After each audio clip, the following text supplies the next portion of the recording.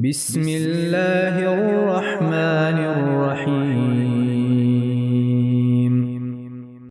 يسبح لله ما في السماوات وما في الأرض الملك القدوس العزيز الحكيم هو الذي بعث في الأميين رسولا منهم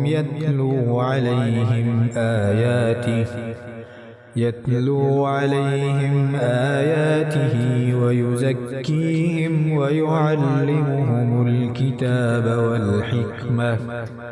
وإن كانوا من قبل لفي ضلال مبين وآخرين منهم لما يلحقوا بهم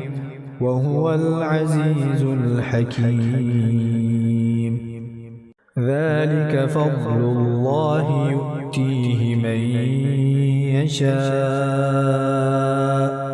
والله ذو الفضل العظيم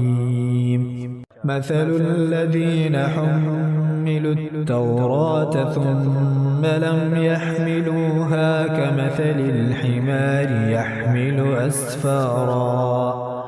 بئس مثل القوم الذين كذبوا بآيات الله والله لا يهدي القوم الظالمين قل يا أيها الذين هادوا إن زعمتم أنكم أولياء لله من دون الناس فتمنوا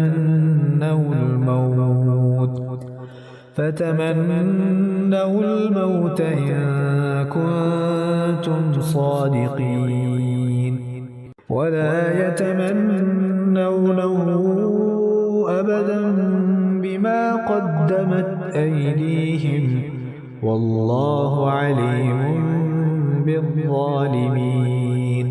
قل إن الموت الذي تفرون منه فإنه ملاقيكم